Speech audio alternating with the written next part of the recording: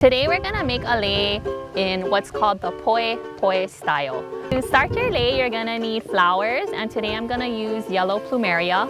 Rinse your flowers first, a pair of scissors, crochet thread. I'm using the color white, and you're gonna need a lei needle, 12 inches. But instead of using this needle today, I'm gonna use a long doll needle.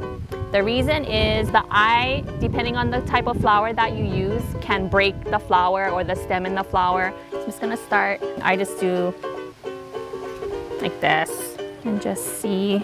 Your crochet thread is gonna get shorter as you start to put flowers on it. So you wanna make sure you have enough room, maybe 5 inches on each side to tie it together.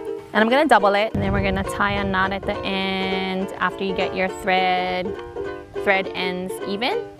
So to start the Poepoe style, instead of going through the stem to do the ku'i style, we're gonna go through the side of the stem, and we're gonna have it facing in 4 different directions, and then we're gonna push them all down. It's getting squished, but that's okay.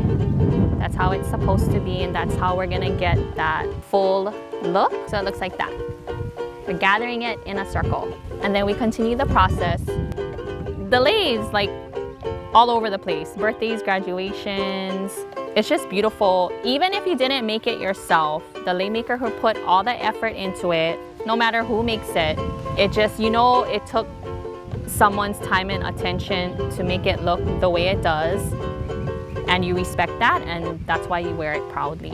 I've strung together a reasonable length that I think will fit nicely around my neck, so I'm gonna stop there and take a little measurement. Yeah, I think this is good. So I'm gonna tie it off over here at the end. So it looks like this is what your lei is gonna look like.